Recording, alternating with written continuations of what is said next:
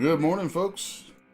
It is another morning stream at 9:05. It is yours truly, Les, aka 6S1, here, wiping away the sweat yet again. It's been a good morning, up and running, getting the blood pumping, doing that whole thing. Got my trusty coffee here and my Guardians of the Galaxy mug. I like this mug. I do. I really like this mug. I really like that they have like my two favorite characters from Guardians together on the mug. I like Gamera and Drax. They're fun. Oh, I feel like Drax may be my spirit animal. I want to be Rocket, but I know I'm really Drax. So, let's see what we got going on today. First off, is anybody in the chat yet? We have Heinzie in the chat. Good morning, Heinzie. And I will, as usual, post. I'm gonna post the Discord link because it's nice to see the Discord channel grow a little bit and see some folks coming on board there and hanging out a little bit. So I'm gonna post a general message into the Discord chat.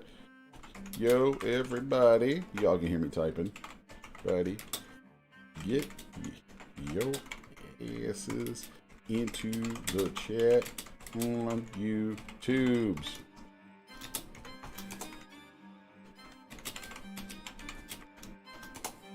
Alright, and so, invite people. Just gonna post this link over here in the chat, and then we're gonna pin it. Oh, see Sean has popped in there. How you doing? I'm feeling a little perkier today, so come through. It's been a rough week or two with all kinds of goofy, lame, sometimes tragic, sometimes just plain stupid crap going on in my life. But, here we are. And if there is one thing, anyone who knows me for more than a minute will find out, you know, when times get hard, times get weird, and times start to bug me, I always have my work. So, what are we doing today? Let's see. Okay, so today is Basilisk Part 2.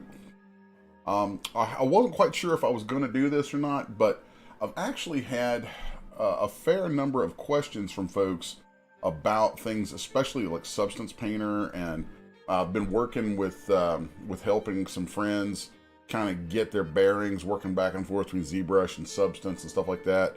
So today you're going to see me popping around between a few different programs. We're going to be using Zbrush, Substance, and Maya. So, and let me pull a mic over here. You guys might not even be able to hear me very well yet. Gina says I'm still stuck on my little Karen. Yeah. Oh yeah. No, the other day, like day before yesterday, I knocked out a sculpt here of a really cute lady with this kind of bouffant curly hairdo that was a lot of fun. That is definitely going to become a thing. So y'all keep an eye out for that because we're going to have some fun with that. Also, I've had my first successful test of 6s1collectibles.com. Did I say the URL? I said it. So there's your first little drop. You guys are welcome to go check that out. The only payment that we can accept right now there is through PayPal. Okay, and I'm working on that. I got some T's to cross and some I's to dot and things, being able to get payments up for other sources. But if you have PayPal and you would like to purchase any of the fine hand-pulled resin-based collectibles that are on 6s1collectibles.com, please go do so, or attempt to do so, and let me know how your attempt went. One way or another, I'm sure I would get notice of it. Sean said I thought he was going to say Bitcoin. In time, my brother. In time. Give it time. I'm actually exploring ways to do trades and deals and things direct through like Bitcoin or Ethereum and things like that. But that's a whole other thing to get off the ground. We got a lot going on behind the scenes, so and I say that a lot, but Gina's like, don't get him started. Yeah, we had a whole conversation yesterday. I was explaining Bitcoin to Gina. So yeah, we've got a lot going on behind the scenes here. You know, for the first time in 20 some years of doing this stuff, 27 years, I'm actually looking at possibly, maybe opening up a street-facing storefront. Like with, basically we're looking at a location. Not sure yet if we'll get it. There's probably not going to get the location I'm looking at right now, but at some point in the future, we're going to be moving.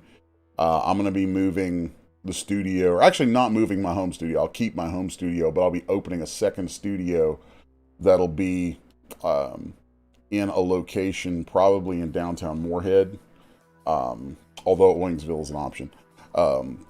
But it'll have you know, a nice glass street-facing gallery area, so people can just walk in and see sculpts like on display, and paintings and things and art on display in the walls. It'll be a gallery of primarily my stuff and stuff that I've done, of course, and my son.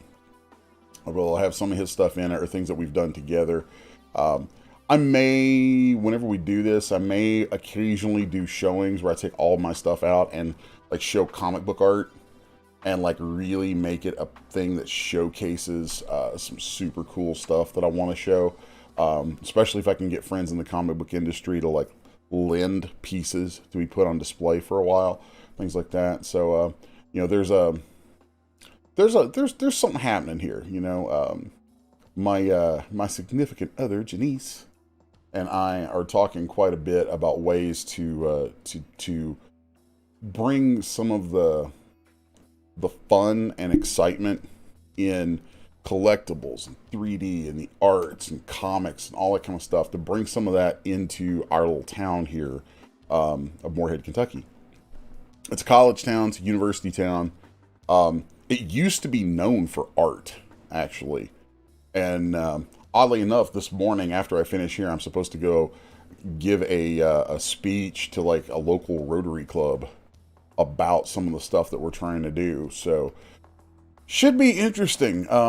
Should be interesting. I'd like to see, you know, this town used to be known for art when I was a kid, it was kind of the art town of Kentucky, or one of them. And you know, it's, I don't know, it might not seem like much to the rest of the world, but you know, for Kentucky, it was a real thing. And for you know, for a kid growing up out here, having a school nearby that was known for art and things like that, it's where I went to school for a year, even though I dropped out. You know, after coming back, being gone for so long, all of that seems to have dwindled. People have just let that side of things die. Now, what's taken its place is pretty cool. The school here has all kinds of stuff from like NASA now, which is awesome. And that stuff's all great. But I feel like the arts and the creativity didn't need to die just to incorporate that. And I feel like they made that mistake. So I want to take it back. I want to take it back a little bit, but I want to take it back for us freaks, you know. And so it won't be things that are necessarily related to school or education, things like that in that sense. But we got some plans on some wild stuff that we're going to try to launch in the next year. Definitely in the next 1 to 3 years. There's a lot of crazy stuff coming. I know thinking in terms of years, it's probably a lot for people to swallow sometimes. But, you know, I've been doing this for 27 years. So at this point, yeah, I can think in terms of a year. I can think in terms of 2 or 3 years. Because I'm not going away. Let's take a look at the chat. Let me stop my rambling for a second. We got with us Heinze, Sean, Gina, and Overboard. Overboard's back. Hey, Overboard DM's back. So, nice to see you guys in here. The actual subject of the day, I'm going to touch back on the Basilisk. So, I've been walking back through some of the concept sculpts I've been doing in the mornings, and picking ones that I want to kind of flesh out some more, maybe do clean topologies on, add UVs to, and then finish out textures and things that I can take into Dash Studio or Maya or game engines, things like that. So with that said, let's jump over to, where are we going to go? Well, let's start off taking a look in ZBrush. Okay. And So here we have our original sculpt from the other morning. I think this is maybe a week or two ago that we did this. Okay. And here's what that sculpt looked like. Really enjoyed the way that came out. Lots of stuff that I'm very happy with about it. And I spent some time yesterday going ahead and working up a topology on this. And basically, in a nutshell, the way that I worked with that was I took a copy of the sculpt. Let's go back over here. Make a copy. Took a copy of the sculpt. I want to make sure I have this all saved too before I go on. And we reduced the resolution on it first. I'm not going to go through the whole process, but I'm going to touch on generally what we did. So if we use Tessimate, we can reduce the topology or reduce the resolution on it quite a bit, and we'll get just a general frame, a basic sort of cage. And it's nice too that Tessimate keeps your those poly groups there. These aren't the best poly groups, but we could definitely go through and tweak some of those out. The poly groups are really handy to have intact because when we create the topology, the remesher in here will take that into account. So, and right here you'll see I just added an edge loop around all of that, so it has a smooth loop. And then here we go, polished it just a little bit.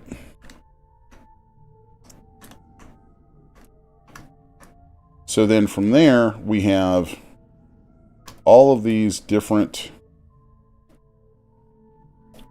groups, okay? And I'll go down onto the fingers of this guy a little bit and just group that stuff. I'm just making sure that I have a couple of groups here that help delineate all those little digits. Okay. Then I'm going to make a selection out of this stuff. Put an edge loop around that.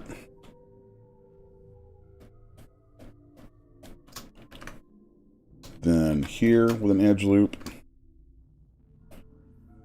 Then let's just go through, grab, let's do all of this with an edge loop around it. So now we have much cleaner loops around everything. I'll polish that one more time. Then from there, I'm going to project. I'll turn on my original sculpt underneath and hit project all. And that's going to move that stuff out to be closer to that underlying shape. And at this resolution, even though this is all triangulated, I could do a lot with this, just taking this and rigging it in different places if I wanted to just work from here for something to go to printing. I could subdivide this, I could transfer details up into that, and it's a really quick, cool way to work with something that's just going to go to printing. But if I'm going to take this to Manga Studio or a game engine or something for film or animation, I'm going to need it to be much cleaner. I want it to be much, much cleaner. So what we can do is, this is a quick way. Of course, there's some manual stuff that I do later. I need to turn this light off. Hold on just a second, folks. There we go. Oh, that was bugging me. There was a huge amount of light just kind of glaring back off my Cintiq from the side there, and it was really distracting. Okay, so let's see. Where we're going next is we'll go down to Z-remesher, and we'll keep groups. I think I have that. Oh, I have that set way too low. That's going to be stupid. So let's do, it's at 75. Let's just do half resolution. So it'll try to retopo this to half current poly count.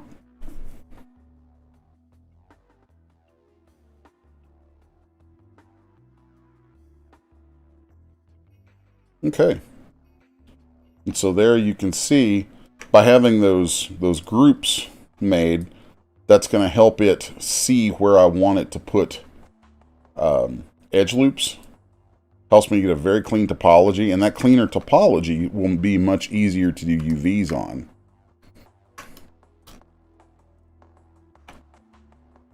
Okay. So then we can project details back out into that. You'll see that gets it much closer again. I'll go back and forth projecting and polishing over and over. And then let's do half resolution one more time.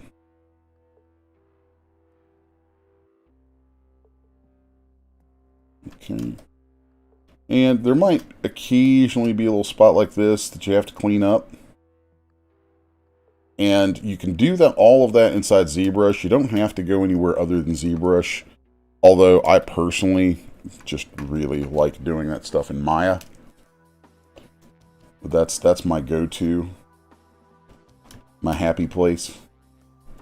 So I'm going to pop over to Maya for a second and show you guys what I have going on over there. Well, we're going to try to.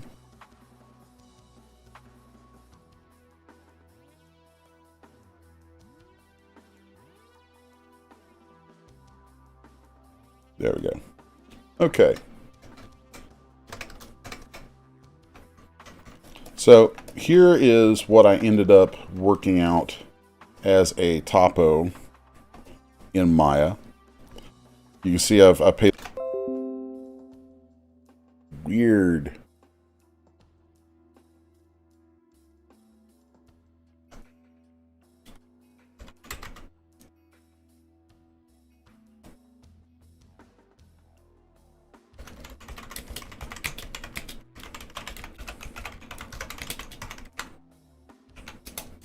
All right, are we back?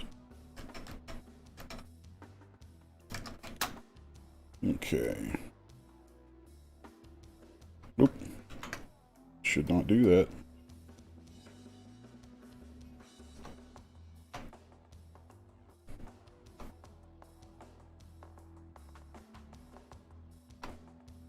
I am too animate. I need a bigger window for myself on these things. There we go. Gotta try not to take up too much of the screen with my ugly mug. Alright. So, as I was saying, paid special attention to the fingernail areas. Worked out all kinds of cool stuff. Also, I ended up making, like, doing one hand and making duplicates of it and moving that around. And I also modeled the teeth specifically separate and then attached them. I really like having teeth that blend into a mesh instead of just having them pressed in. Sometimes I'll do them pressed in. If I want gums that bunch up around the teeth, I'll press the teeth in. Although even then, a lot of times I'll still have them be extruded from the gums. The reason I like that is because when a render engine is looking at the stuff, if you have intersecting meshes, you tend to get these hard edges between them, and you don't always get good ambient occlusion in those areas. But if it's a mesh that has an extrusion, like if there's a tooth coming up out of it, then the gum, that extrusion, even if it comes around and intersects a little bit, you still have this curvature, and the way that reads to render engines tends to create smoother ambient occlusion in those areas, and you get just a smoother, more natural look out of it. And I like that much, much better than having the old, I call them Lee press-on teeth. You have these teeth just shoved into stuff. I'm not a fan of that. Not a big fan of that at all. I'll do it from time to time, but every time I do it, I kind of go back and look at it later and go, "Oh, why'd you do that?"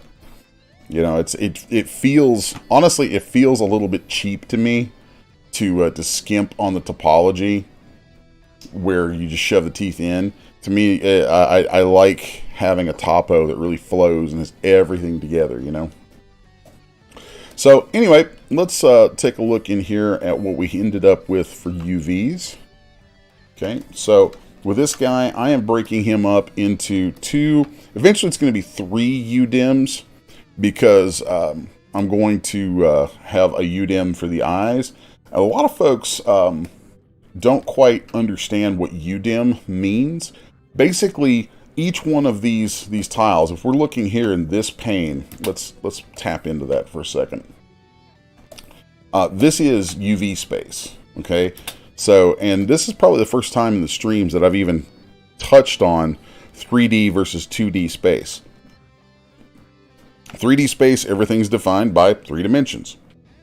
Every vertex on there exists in 3 dimensions, X, Y, and Z coordinates. But every single one of those points can be translated into 2 dimensions, okay? So if a point over here has 3 coordinates, over here in 2 dimensions, it only has 2 coordinates. And where it's placed on that 2 coordinate grid defines where it would correspond to in an image map. So thus, that's going to give us UVs. Okay, that's when we talk about UVs, we're talking about the translation of points from 3 dimensions into 2 dimensions, and then where they are in relation to, you know, the pixels. I mean, any image is a grid, and so those vertices exist on that grid in the space, and that defines what part of an image is going to display on the model. So there's your 90-second definition of UVs. I feel like it's important to reiterate that a lot, because there's concepts embedded in that, if you start unpacking it, that relate to lots of other things in 3D and other things in this digital art space we work in, that I feel like folks just don't explore enough or think about enough or make use of enough. And new folks coming up, young folks coming up into this stuff, don't understand. You know, Gina and I were joking about it yesterday about how I've been doing this stuff for so long that I remember when I was building models in a spreadsheet, like literally building them as UV or as coordinates placed in a spreadsheet. It was like, oh, this point's going to exist at X, Y, Z, UV. Those are the 5 coordinates that correspond to this point as I'm plugging them into a spreadsheet that's then going to be displayed through an application in DOS. So, you know, my understanding of it is going to be very inherent, because I've dealt with it on the most granular level just about possible almost since the stuff was invented. A lot of people coming up have no idea what any of that is. When they look at a model, they just see a thing. They don't see all those little numbers, they don't understand that. So I feel like if they get at least a quick grasp of that, then it makes a lot of things make more sense, and it helps you wrap your head around things about how a lot of different programs work, which plays into where we're going this morning. Plays into how we bounce back and forth between Maya, Zbrush, and Substance, other programs as well. And when you understand it on that granular level, it also makes it way easier to just pick up new programs and go, oh, okay, this is how this thing relates to these functions. So, you know, to me, it's a low level understanding. Maybe it's a high level understanding. I don't know. I think of it as a low level understanding. I think of it as like you're understanding this stuff. You know, if you look at a house and you know how to build a basement, that's fine. But do you know how the concrete's poured? Do you know what goes into the concrete to make it strong? Do you know about the rebar getting laid? Like, how deep is your knowledge of the building of that house? The deeper your knowledge of the building of that house is, the more freedom you have to run amok with wild ideas in building that house, because you know to a granular level what's going on in everything and how it all relates all the way out. So I encourage people to dig in and learn the stuff at that level, And I try to teach it at that level whenever I'm actually, like, if I'm teaching people in person especially, you know, I really try to teach it at that level. It's like, man, the deeper and more granular your understanding of it is, the more malleable you are, the more you can jump from program to program to program to program. And at that point, the programs no longer matter. It really doesn't. The programs are just, it's like, oh, this is how this tool is handling this set of data that I understand at this level. So that's what I really encourage people to try to dig into. And a lot of young folks coming up in the stuff, you know, they're like, well, I just want to make a thing. Well, okay, that's cool. You're going to learn how to make a thing. I want you to learn how to make all the things at all the levels, because that's where the real power comes in. Anyway, getting conceptual, going to get back on track here. So here we've got our UVs, and I have broken this guy up. I thought about straight pelt mapping him, which is where you unfold it, kind of like a bearskin rug. But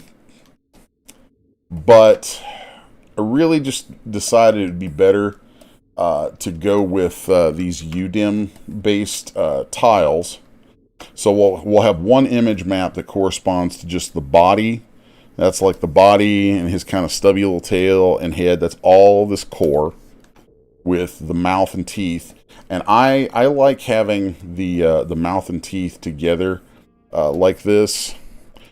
I'm still tempted to go through and cut the teeth off and weld them to this outer part. I probably should, as I look at it. I don't know. It just depends. It really depends on how well my maps will paint across that seam.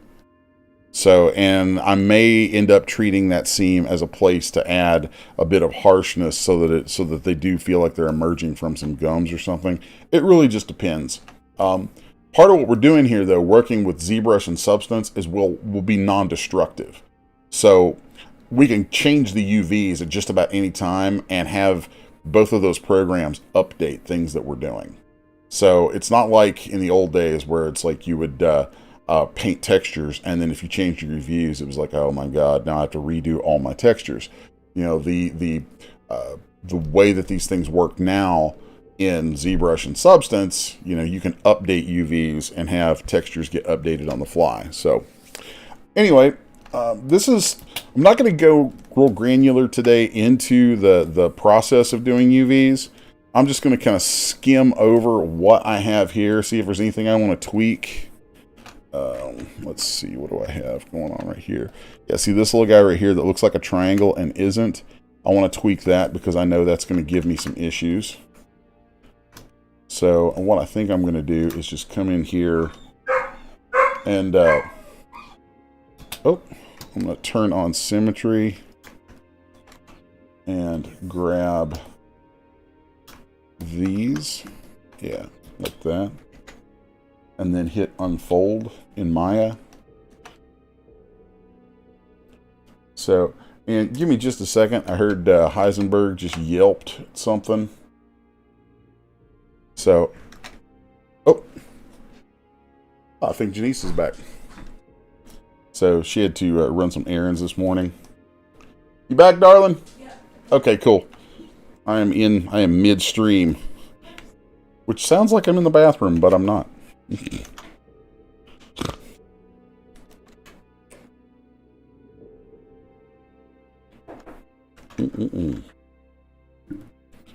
Alright. So let's see. Where were we?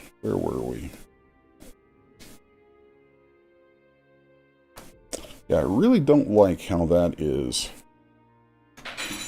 cording those off like that and rounding those corners. That's not cool. And I normally would not have stopped with it that way yesterday. I must have gotten tired. Must have been late in the day when I was doing that. Okay.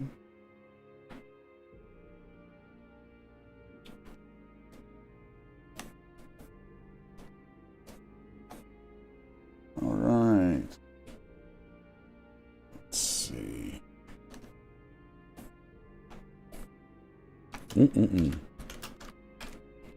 There we go. That's a little better unwrap on that, I think.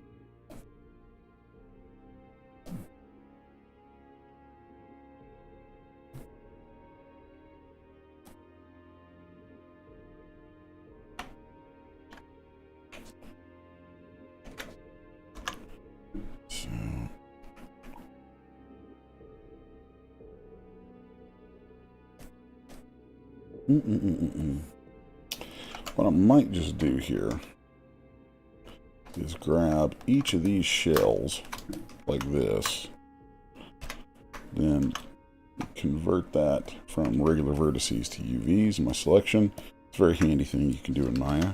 And then I'm going to hit optimize.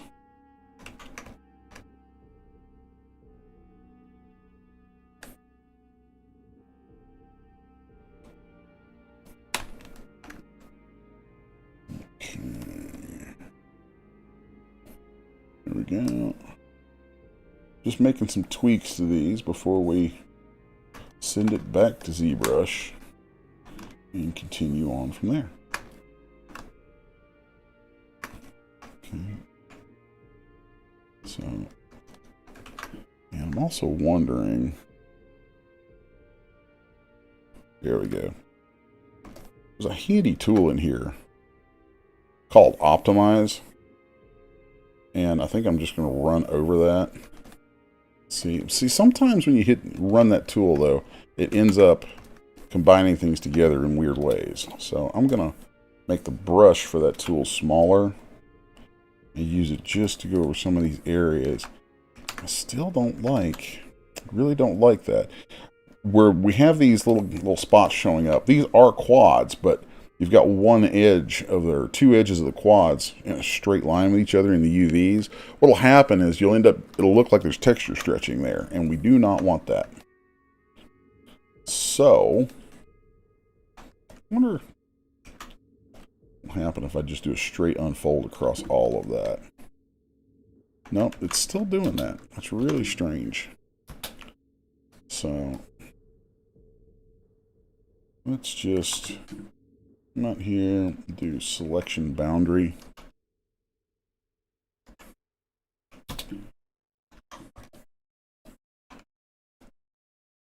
Let's see what happens if I unfold based on that boundary.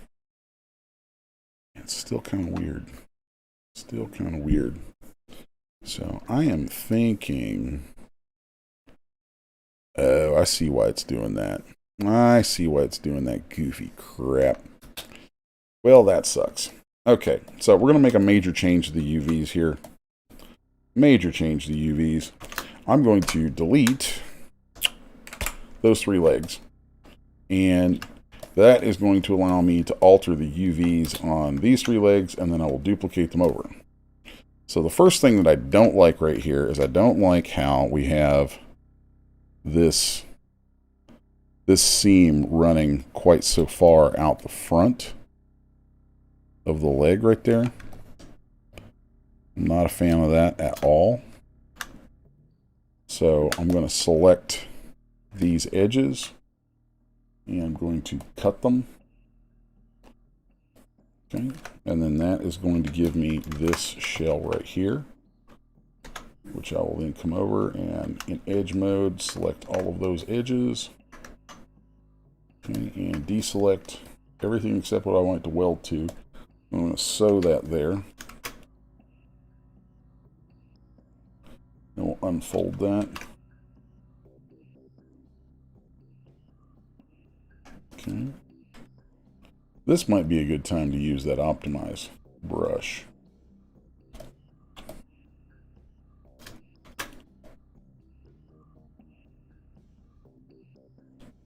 Let's run the whole thing. That's not bad. Getting better. It's actually getting much better. Much happier with that. I also want to... Let's turn on symmetry in my selection. So I can select these polys.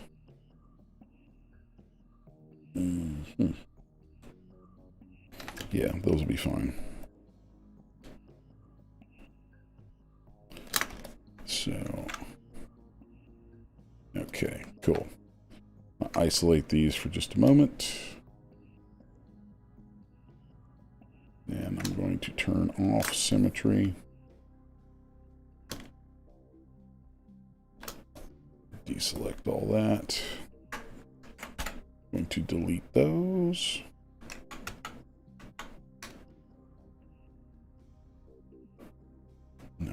that gone. Want that gone. Oh, this is tricksy right here for sure.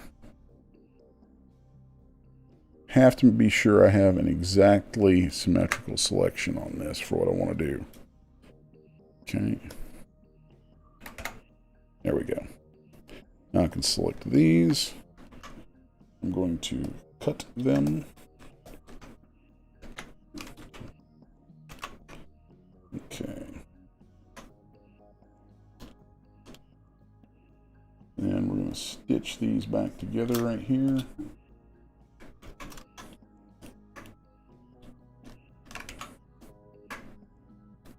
So that we can grab them and pull them away, like so. So now that's going to remain symmetrical. Now then, I'm going to grab there and there. So now this can stitch in. It should fill that gap right there. Great. Good. So now we're going to unfold that. Still.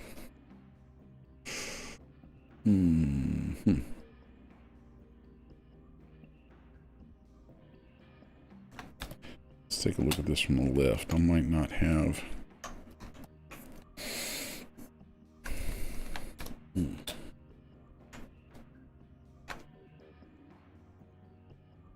better be careful right here. So if I grab all of this and I select the UV shell and I hit duplicate and then I scale it on X.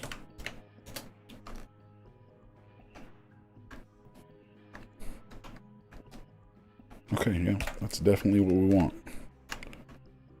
I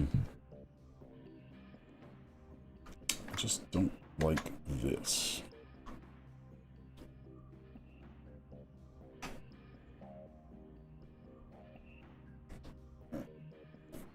I tend to get in here super close to my screen sometimes. I probably shouldn't. It's probably horrible for my eyes.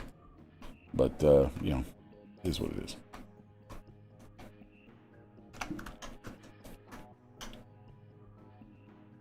I think I would rather have that tabbed over to there, maybe. I don't know. I think that's going to end up changing, frankly. But it did. It has turned out much better so far. So let's see where we're at. Okay. The thing I really want to do with this is I want to stitch these fingernails, these claws in here.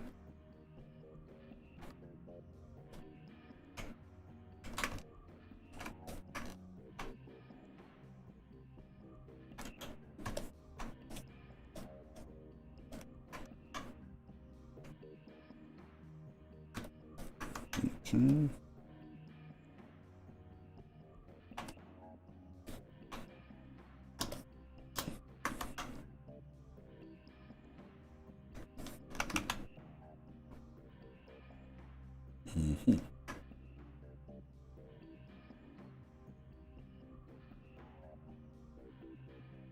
Okay.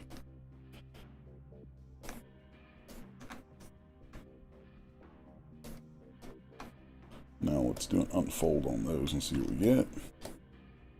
I am liking that. I'm liking that a lot.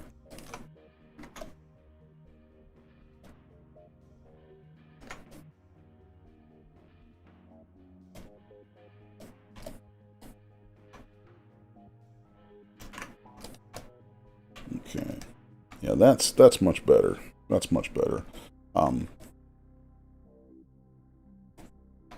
I don't really see. I don't know. I've gotten weird through the years about making sure I have proportional space in my UVs.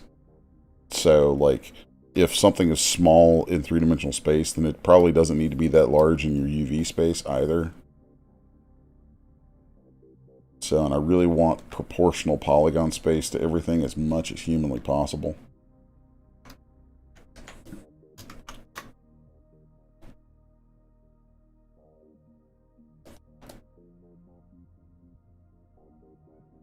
Okay, we can optimize all that a little bit more.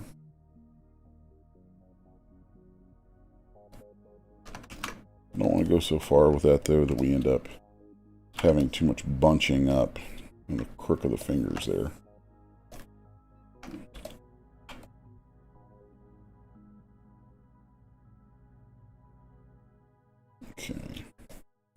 So now I feel pretty good about that. Let's look at the next one.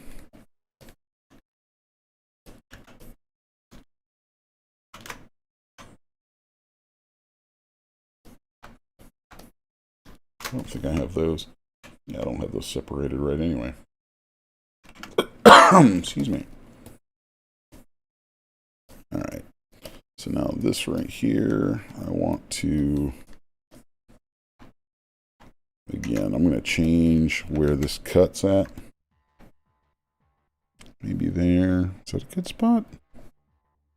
There's a better spot.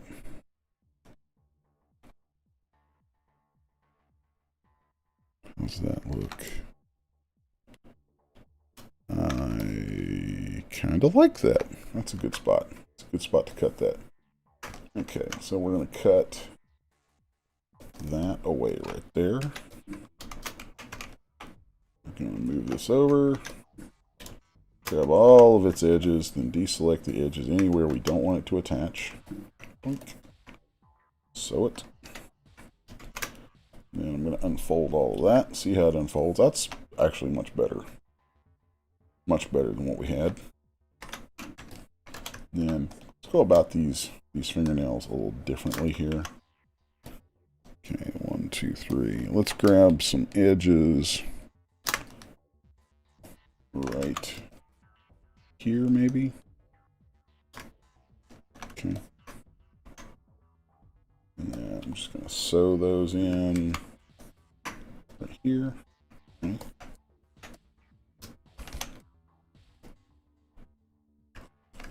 Oof.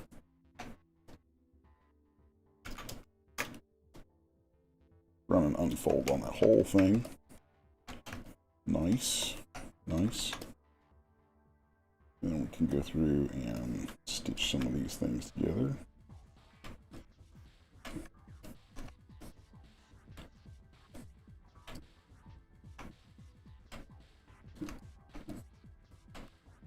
Nope.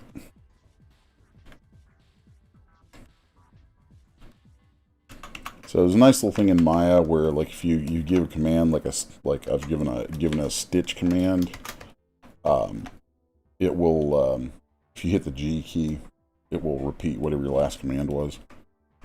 So that's very nice of it. All right, want these to have similar amount of space. Let's move that up. Now let's look at that back leg. We're going to have to do a similar cut on it.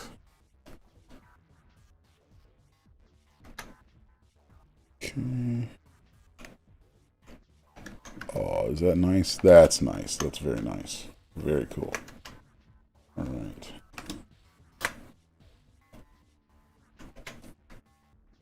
Oop. It's like Maya's being weird. Sometimes Maya does this weird thing where it just kind of forgets what mode you're in and selections start to go wonky. Very annoying. And there's a weird fix to it. Whenever, if you're a Maya user and it does that weird stuff in the UV view, if you pop back over into your 3D view and you hit QWE, then like real fast, hit QWE in succession a couple times, it'll fix it. It's very weird, very annoying, but there it is. Also, anyone watching this and wonders why I'm still using Maya 2018, it's because for a lot of my stuff, I have a ton of custom scripts through the years that don't always translate forward. And yeah, like I'm very slow to move forward. Like I'll use the same version of Maya for sometimes, 2, 3, 4 years, which is about where I'm at right now, because sometimes new things they introduce into the program won't work with scripts and stuff that I need for a lot of task-specific things, different projects and clients I work with. So, yeah, that's a thing. It's annoying. I wish that it weren't so, but it is. So we deal with it. All right, let's see what we got going on here now. Let's go select some vertices or some edges from up here.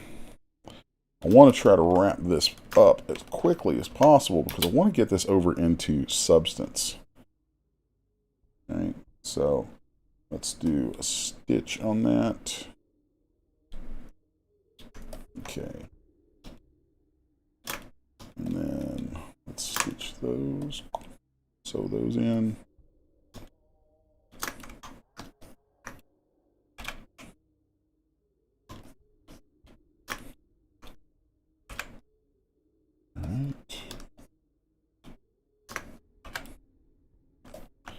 And then this should unfold really nicely.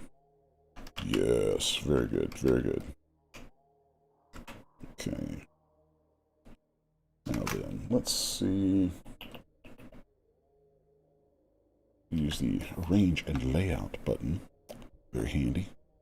And I'm going to normalize that. And then convert that selection to polys. And then we will hit Duplicate Faces. And I'm going to do a -1 scale on X. And they show up black right now because when you scale on X like that in Maya, it's going to have the normals reversed. So we will need to flip those normals.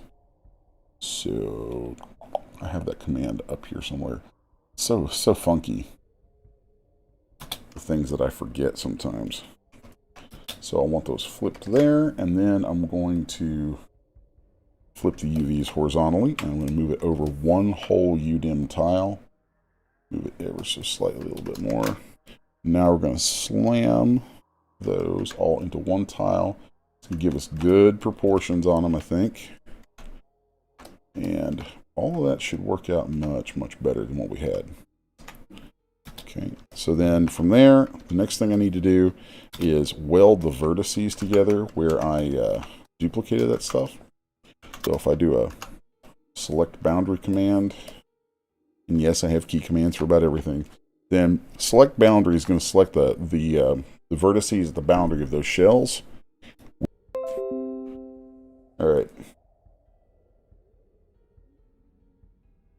All right, looks like OBS disconnected and reconnected again.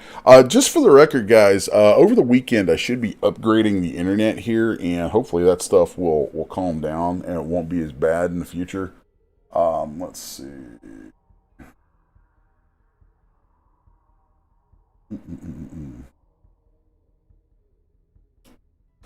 So anyway, where was I? Oh yeah, I was talking about welding these vertices. So I could see I have 352.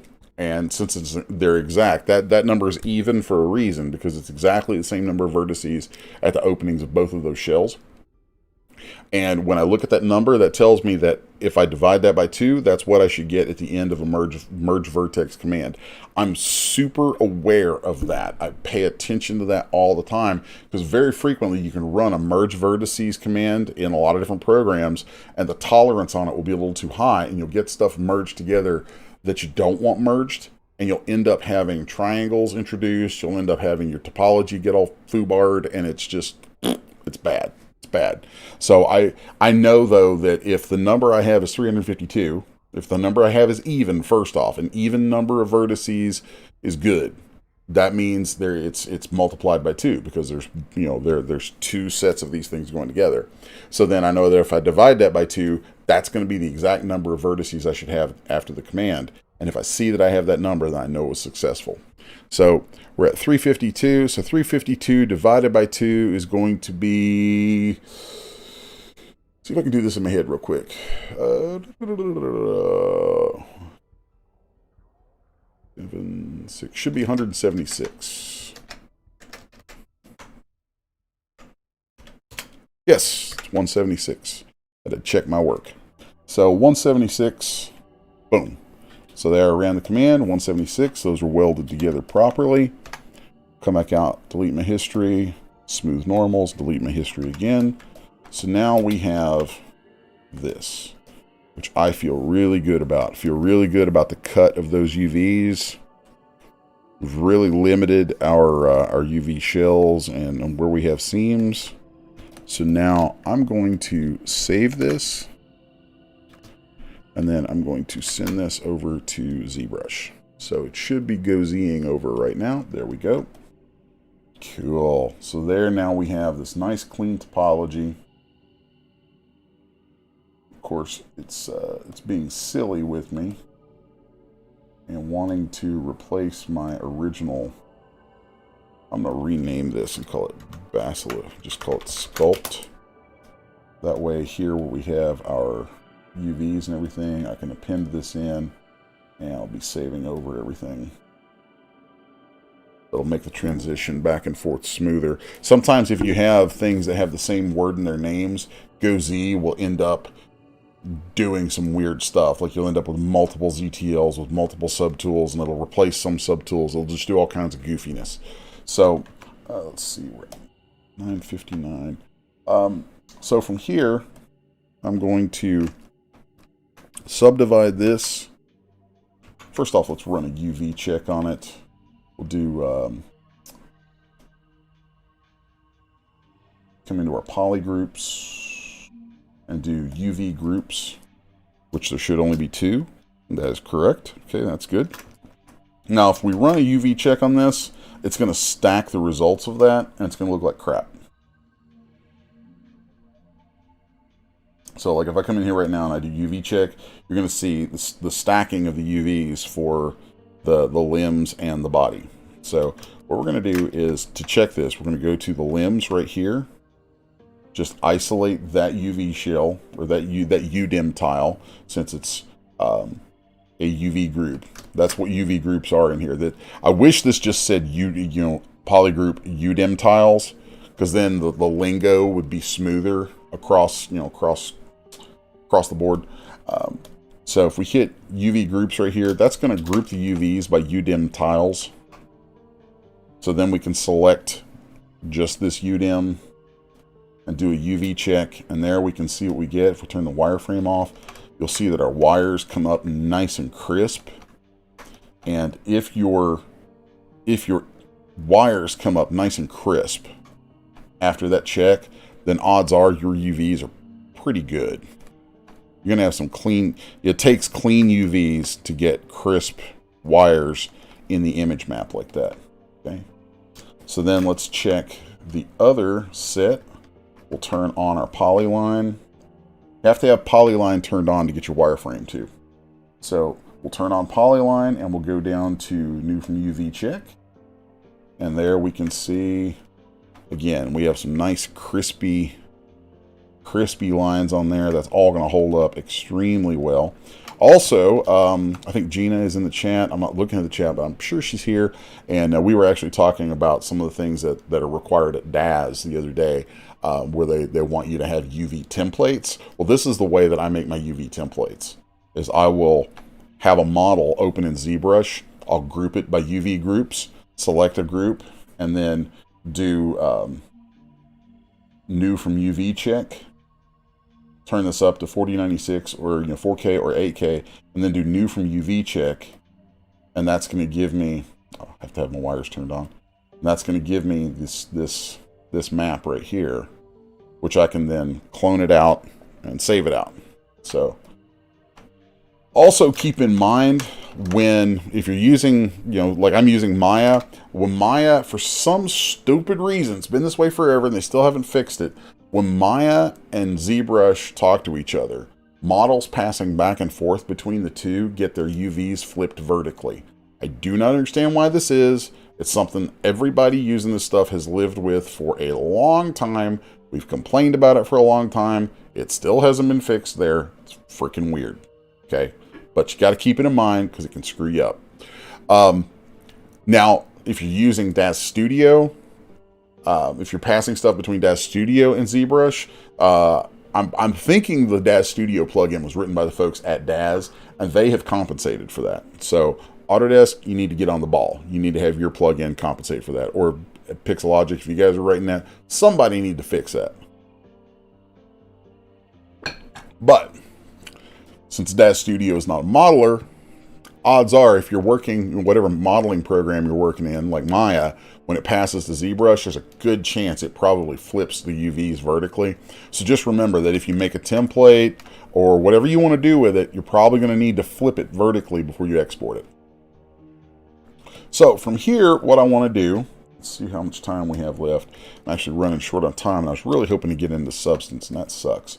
I did not foresee that I was going to be doing some UV work, so that was a little, you know, it was a little mistake on my part. So I'm going to subdivide this up. I'm not going to go up to the highest resolution that I want just yet. So like right here, I'm up, you know, just over, I'm at 695,000 polys. I'm going to store a morph target there at about three subdivisions here. And then I'm going to go ahead and hit project all and let that pick up the details into that high-res mesh from my original sculpt. This is really, really important stuff right here, because as we transfer these details from my concept sculpt into my final topology, that's going to give us those details sitting inside a subdivided mesh that we can then use to generate all of our mesh maps that we'll need in Substance, as well as having it as, if you're a vendor at DAZ, you can use there's an HD system for taking high-res geometry in there, or if you're using Pixar subdivision method in Maya or other high-end programs like Modo or Houdini. Most everybody is using Pixar subdivision, so is DAZ. So if you have this high-res data sitting inside the original cage, the original low poly cage right here, with the same UVs and everything, then you can transfer that data and be able to have the high-res stuff show up at render time while you're still working with the low-res to rig. So that is really, really important, really powerful, and something I use like constantly. Okay, so here we can see, man, we got a really accurate transfer. That makes me happy. I kind of figured we would run into some issues around the teeth, but that's okay. One of the reasons I store that morph target so that I save that original state of the mesh is I can come back in then with my morph brush and just easily paint stuff back to that smoother state, which is what I want on the teeth. I almost always do this on teeth because I want the teeth to be relatively smooth most of the time. Okay, so I can just brush back in here and get that stuff right back. My teeth end up nice. And then also around eye sockets, almost always does this weird stuff where it just doesn't transfer quite as well. So a lot of times I'll end up having to come back in and manually restore some of that back to the original low-res shape.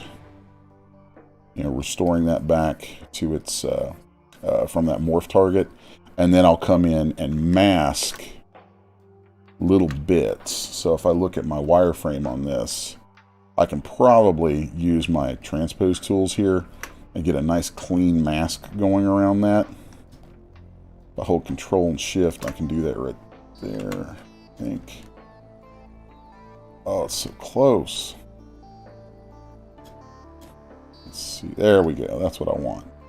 So that way I can mask off that area, and then let's polish that once, and then project just that masked area. So now I'm getting that detail added back in. We can smooth a little bit of that,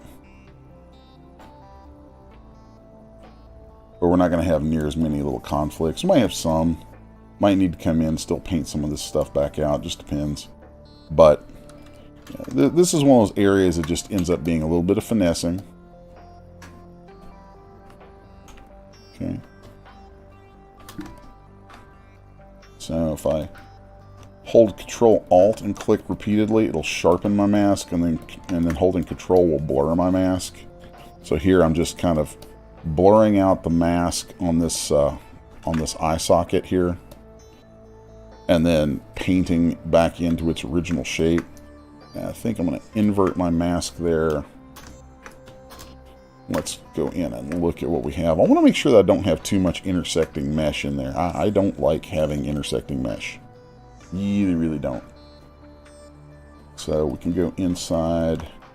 Well, again, we're just Control click to smooth the mask, Control Alt click to sharpen, and when you alternate between those, it'll have the effect of shrinking the mask. So then we can go in and smooth out the inside of that, which is going to relax the stuff away, and we're not going to have any of this interior mesh poking out through the eyelids. All right.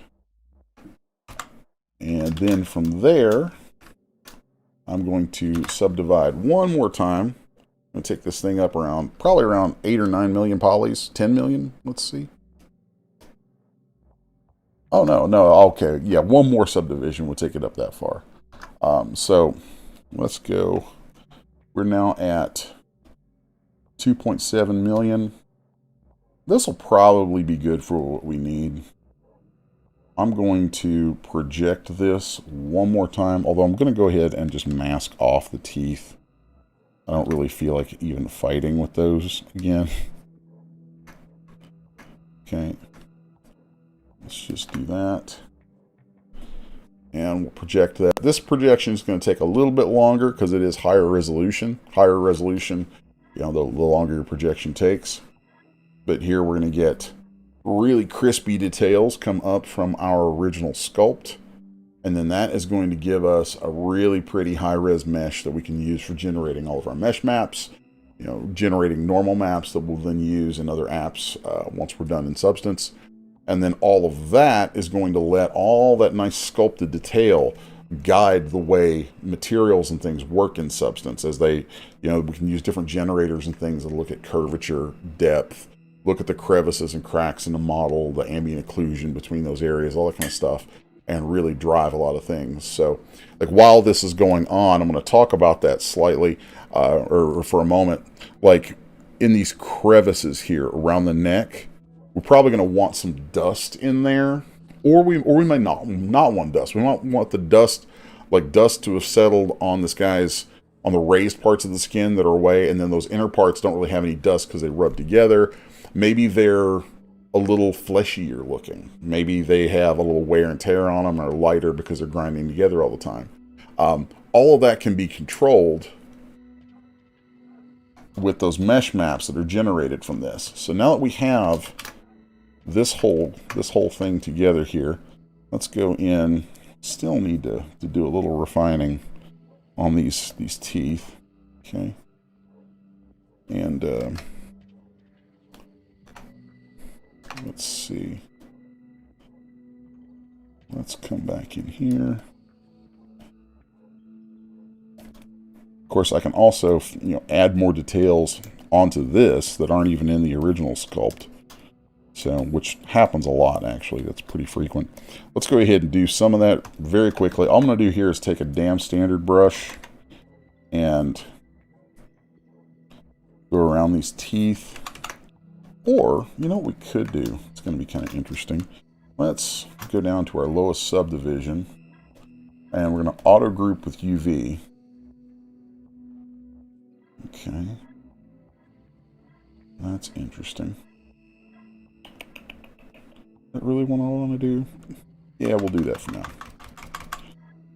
Okay, never mind. I forgot that I didn't have my teeth completely broken off in their own UVs, so that's no big deal. What we're going to do here is come through and just sculpt in some gumminess around the teeth. Like this. And actually, I think now is when I'm going to go up to a higher subdiv. Now we're up there in the big boy land. We're going to go up to 11 million polys.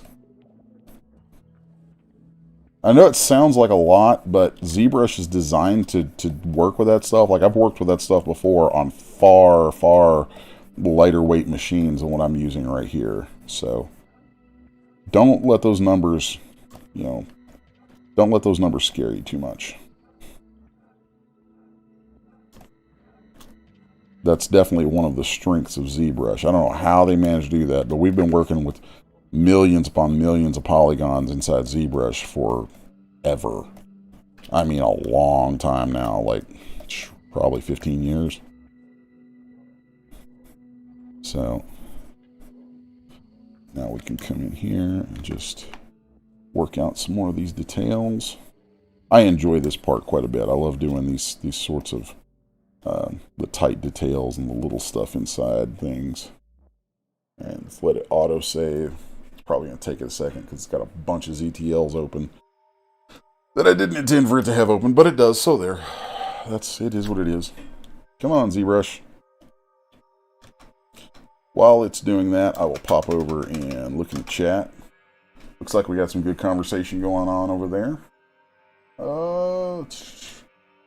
I see folks talking about hardware and, what it takes for a PC to do this stuff. Also, see we got Tassos joining us and Disciple 3D. Good folks. So, let's see. Oh, crap. I've been I forgot to switch over. Oh, my God. All this time I've been talking about ZBrush and I still had to sit in there in Maya. I am so sorry, guys. Oh, I think that's why I almost want somebody to hop into Discord with me. I don't think I shared it on Discord this morning. But yeah, I'm gonna make it a habit to just be in Discord with at least with the audio going, so somebody can yell at me and I can hear it in my I got a little in-ear monitor in. So yeah, there's that. Sorry about that, guys. Wasn't there for too long, but it happens.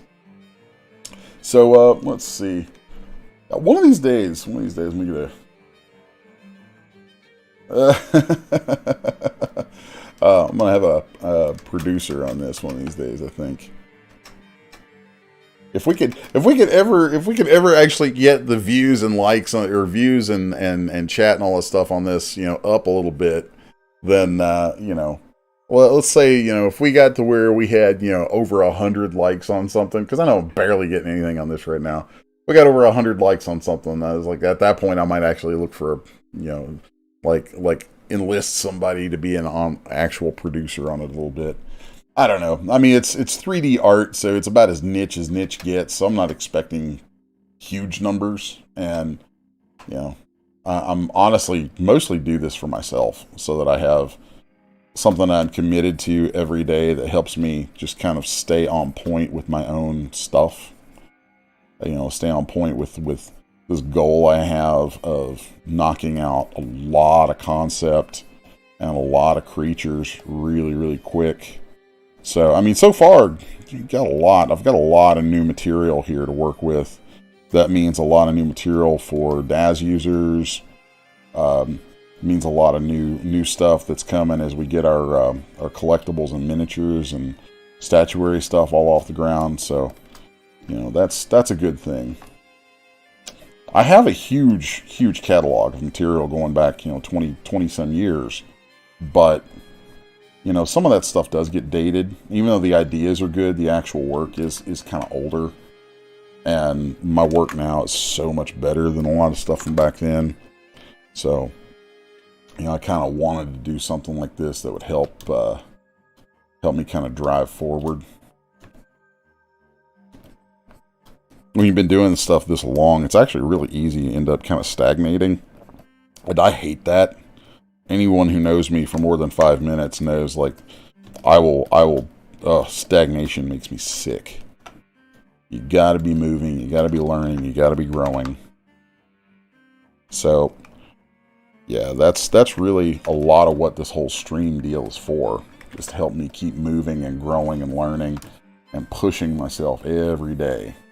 I already do that, but this was just something, I don't know, I guess doing this was an idea that I had. I was like, man, if I'm doing that, then I know, and if I stay super committed to it, because I've tried doing streams and stuff before, and I've fallen away from it for various reasons, but I decided to just make it a super priority this time around, really stick to it, and pound on it, which, I'm going a couple months now, and it's going pretty well, I think. So, like, I would call it successful, even though, like, by YouTube standards, it's probably a complete dismal failure. But that's okay, because the standard I have for this is not about the views and likes per se. It's about the content that I create with it, and where else that content can go, and how that content serves me and my future plans. And to that end, it is pretty dang awesome. So I'm hoping to see some really good things coming soon. I actually have a meeting have a couple of meetings today about some interesting stuff. Plus, I have to go give a stinking speech today. I'm like, oh my god. I'm like actually going out and doing this silly, like really real adult stuff. What the hell? Let me stay home and make monsters, guys. Alright. So here we've got, you know, some nice little details around the gums of this. I want to give it these little notches because I just think those look cool.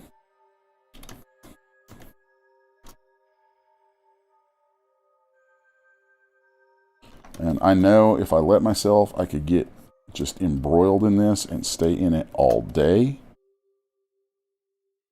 Because it's fun and I'm enjoying myself right now. And it's really satisfying to see this creature coming together this way.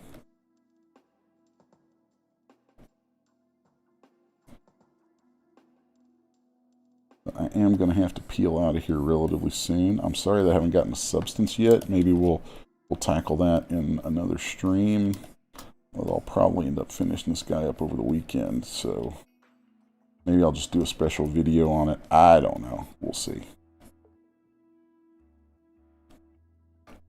I do know, at least to my taste, there are not enough good videos out there about doing character work using substance. Like, I see character work done with substance, but hardly anybody who does it seems to want to talk about it at any great length. Or, you know, and there's a lot of stuff about doing character work with substance that doesn't, like, it's like they'll tell you all this stuff that to me is like really surface level, and I'm like, yeah, I could find that in a dozen different tutorials. Why aren't you talking about X, Y, or Z that's actually important that people don't know yet? So that's been a consistent thing in 3D for a long time, though. Maybe just in art for a long time. Maybe in a lot of professions. You know, we keep things close to the chest. All right. So that's what I thought. I thought we'd have a little Artemis Facticus right here. So let's see if we have going on right there. Is that good, or should I not do that? I'm not sure right now.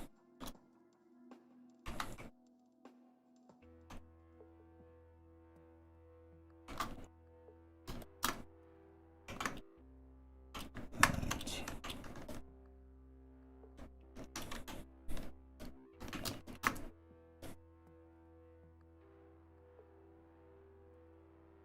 There we go.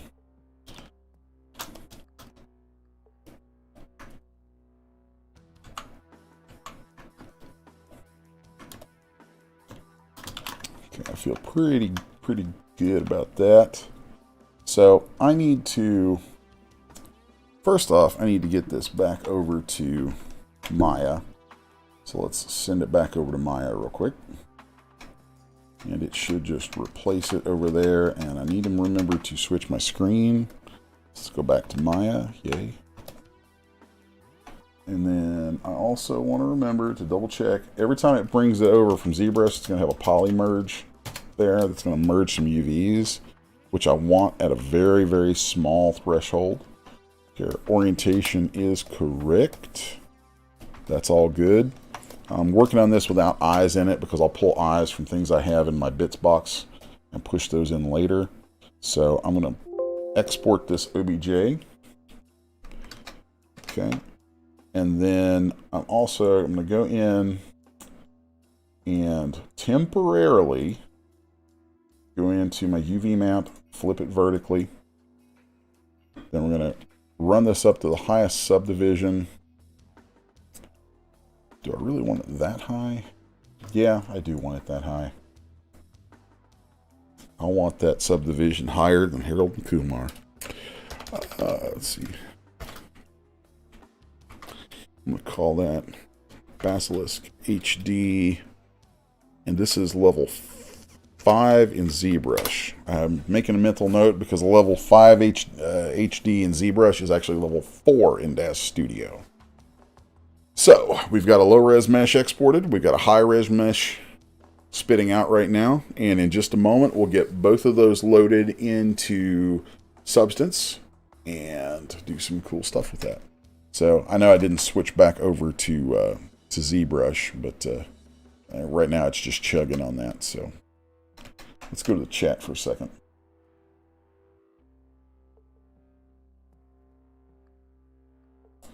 All right, let's see.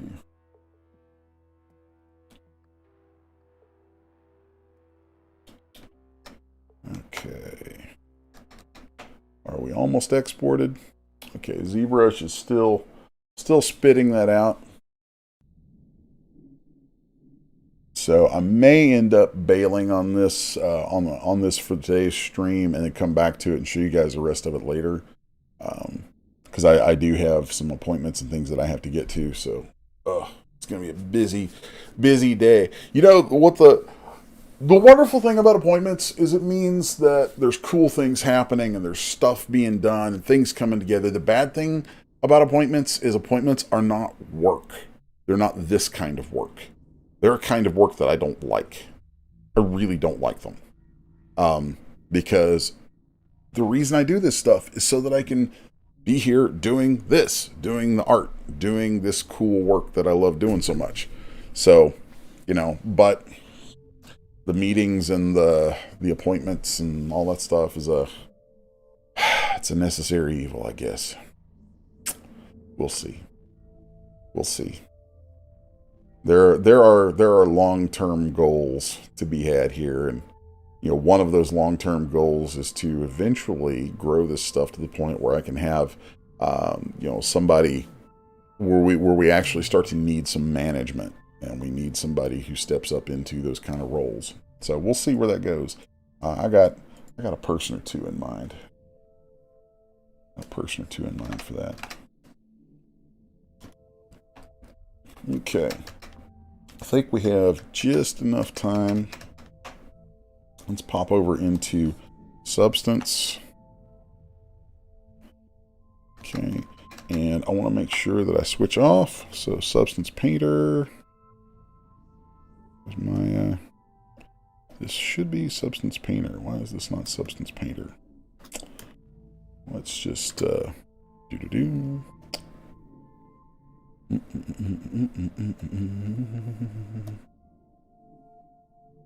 Give me just a moment here, folks. There it is. Okay. So I'm just going to start a whole new project in here so you can see it from the get-go. Okay. So we'll do new. I'm going to set the document resolution to 4K. I want this template, PBR metallic roughness alpha test. Really don't need to use the alpha test because I'm not going to have a transparency on this, but whatever. So then I'll select my Basilisk right there. And then, let's see, import mesh normal maps and baked maps for all materials. I don't have any of that I'm bringing in. So I'm just going to go ahead and hit OK and discard what we have there. And, okay, ignore that unexpected illumination model. That's, oh crap, I don't want to do that. It's trying to unwrap the UVs. I have UVs that I want. That's a mistake. I forgot that setting. Cancel. Cancel Substance. Let's just let that sit and chug for a minute then. That's unfortunate. I remember I imported the mesh yesterday at one point just to see what kind of UVs Substance would auto-generate on it, and they're utter garbage. So it's going to sit here and generate some utter garbage again. And we're just gonna backpedal out of that. So let's go back, hit new, and again, 4096, select this model. And then here, we're going to turn off this auto unwrap. And I'm going to turn on preserve UV tile layout per material and enable painting across tiles. Okay. So now we should be all good. So, give this just a moment. And for folks who are doing stuff for Daz Studio and working on the Genesis chassis, this is the same way that you would import stuff, import those models because they use, I think they have like 7 UDIM tiles they use, and you know, that this is the way that you would work with those. So, oop, come back here. OBS being goofy.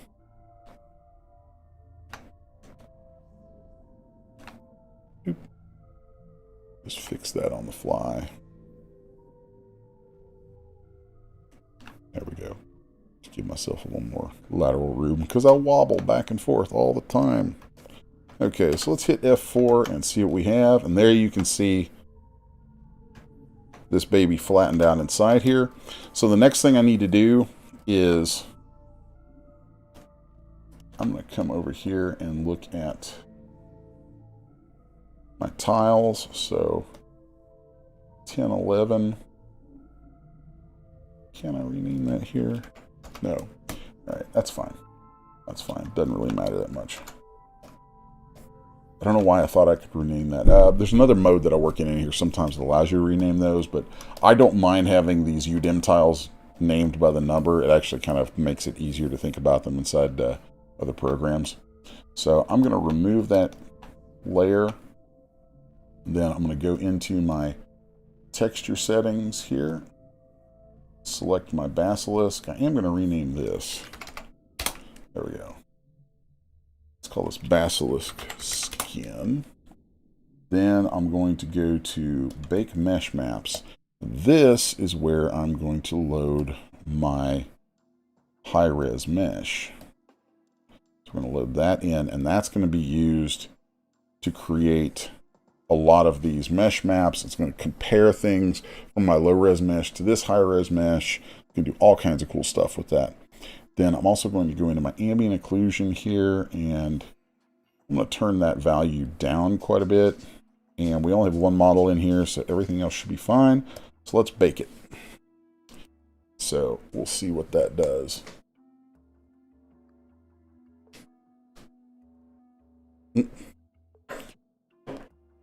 We're almost ready to wrap this guy up.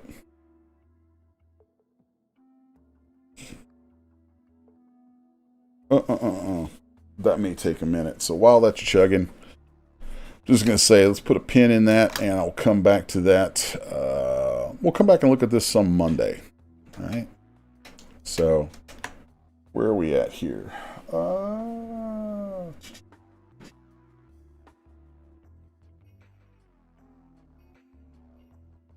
So over in the chat, Heinze says, this is kind of funny. Do a quick wrap up here. Over in the chat, Heinze says, sometimes 3D art feels like being in a secret society where everyone knows the code except for the newbie. So thanks for doing these streams. Well, you're welcome, man. All right, guys. So we're going to leave you a little bit of a cliffhanger there as Substance is chugging on those maps and meshes.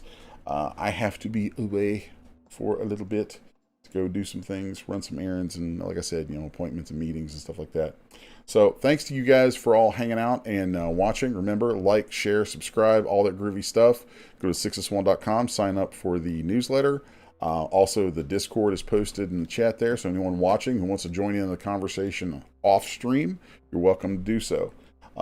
Till then, till I guess today's Friday, till Monday, you know, you guys keep making cool stuff, and I'll see you guys around.